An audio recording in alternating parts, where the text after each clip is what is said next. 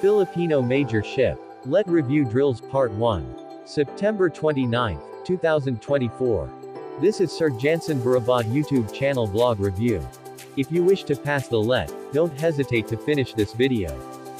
Disclaimer. This YouTube channel is created for providing general information for all the learners and viewers, and this is for educational purposes only. First, let's begin with our prayer. Heavenly Father, we come to you today in prayer, asking for your guidance and wisdom as we begin this online review. Help us to stay focused and attentive as we learn and grow together. Give us the strength to stay motivated and the courage to ask questions when needed. We thank you for the opportunity to learn and grow in knowledge.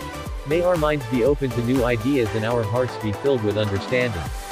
In Jesus' name, Amen. Direction: you may get a piece of paper and pencil or pen to answer. The correct answer will be revealed right after 5-second timer each number. Are you ready, future LPT?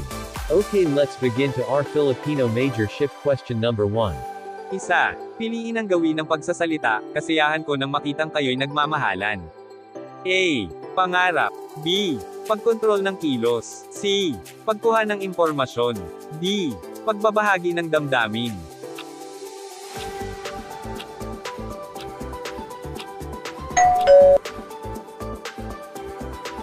Dalawa. Alin sa mga sumusunod ang pinakatamang pangungusap? A. Ang mga kabataan sa lansangan ay naglalaro at nagtatakbuhan sa lansangan. B. Ang kabataan ay naglalaro kung maliwanag ang buwan at nagtatakbuhan sa lansangan. C. Ang mga kabataan ay naglalaro at nagtatakbuhan sa lansangan kung maliwanag ang gabi. D. Ang mga kabataan kung maliwanag ang buwan ay nagtatakbuhan sa lansangan at naglalaro.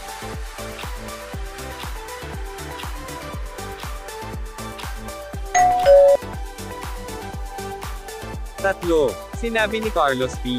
Romulo sa isa niyang akda, ang Pilipino ay may dugong Maharlika. Ano ang kahulugan nito? A. Ang Pilipino ay nanggaling sa malayang lahi. B. Ang Pilipino ay sadyang mabuti ang budi. C. Ang Pilipino ay galing sa mayamang lahi. D. Ang Pilipino ay madaling maipagbili.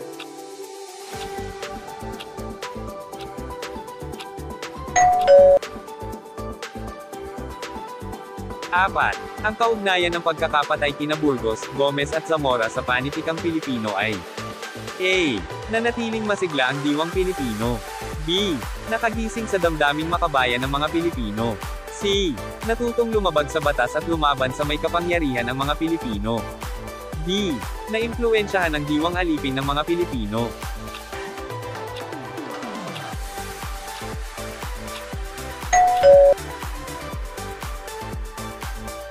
5. Ang kagawaran ng ugnayang panlabas ng Pilipinas ay gulong-gulo kapag may gyera sa ibang bansa. Ano ang unang ginagampanan ng ambasador ng bansa? A. Bilangin ang mga nasugatan at nasawi. B. Alamin ang mga tirahan ng mga Pilipino sa bayang iyon. C. Ipunan ang mga may kaya at ipalipad pa uwi. D. Bayaang magsipag-uwian sa sariling sikap ang bawat isa.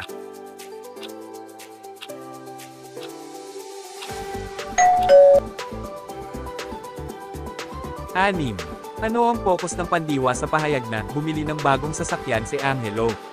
A. Focus sa direksyon. B. Focus sa kagamitan. C. Focus sa sanhi. D. Focus sa aktor.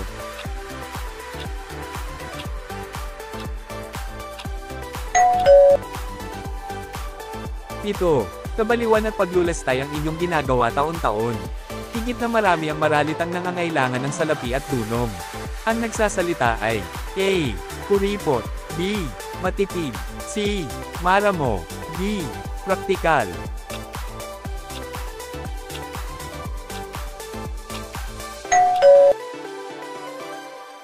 8. Nasa anong kaganapan ng pandiwa ang pangungusap? Naglaro ng basketball sa Rizal Stadium ang koponan ng aming pamantasan. A. Sanhi.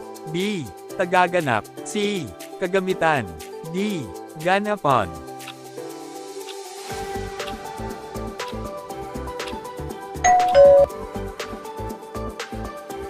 9. Sa aling salita magkakaroon ng saglit na paghinto kung pinagpipilitang si Rose ang nakabasag ng pinggan.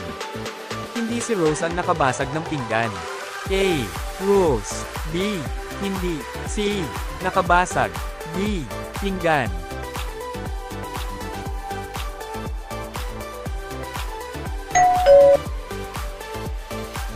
10. Anong kayutay ang tinutukoy sa pahayag, durog ang katawang bumagsak sa semento si Miguel? A. Pagtutulad. B. Pagbibigay katauhan. C. Pagmamalabas. D. Pagwawangis.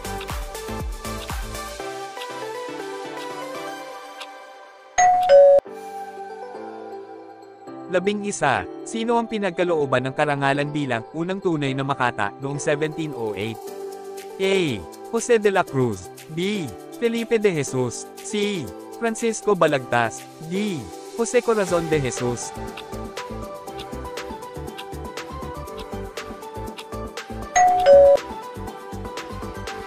12. Magtatrabaho ako at ikaw ay mag-aaral upang makatapos ka ng pag-aaral. Anong uri ng pangungusap ito? A. Payak. B. Tambalan. C. Ugnayan. D. Langkapan.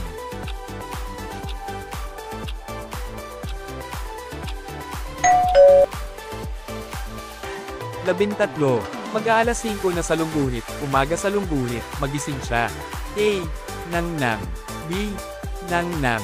C. Nangnang. D. Nangkapag.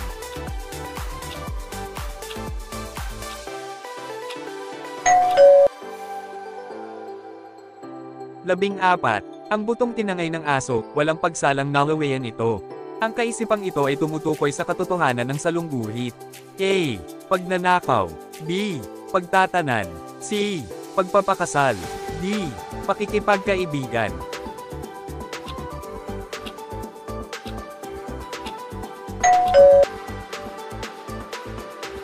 15.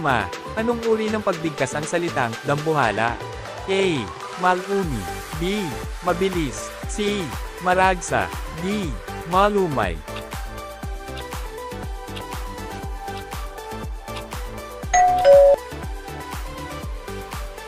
16.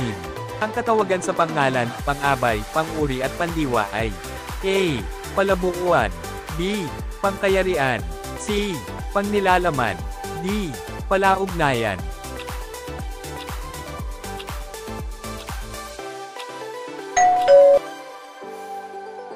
17. Ang panukalang inihain niya ay lubhang malalim at mahirap arukin. A. Abutin. B. Unawain. C. Sukatin. D. Tanggalin.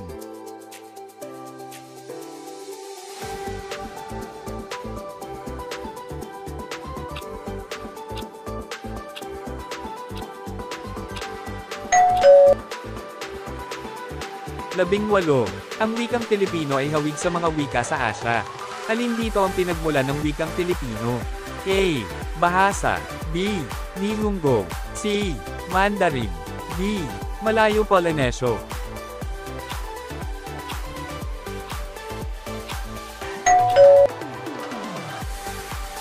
19. Siya ay hinirang na taga-census ng bahay-bahay. Ano ang kanyang nalikom? A. Ang bilang ng tao sa bahay. B. Ang kayamanan ng may bahay. C. Ang datos tungkol sa mga bata sa bawat bahay. D. Ang datos tungkol sa mga naninirahan sa bawat bahay.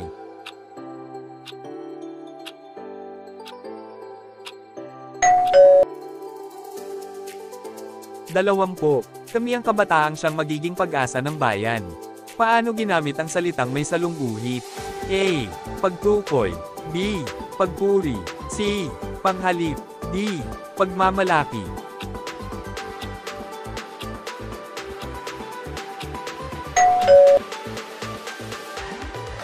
'How many correct answers did you get? Please comment your score in the comment section and write your name with LPT September 2024.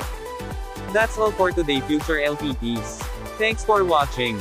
Kung nagustuhan nyo ang video, please subscribe my YouTube channel at Sir Jansen Burabon, and please don't forget to like, comment, and share at click nyo na rin ang notification bell para palagi kayong updated sa mga video na i-upload ko. God bless you all. Amen.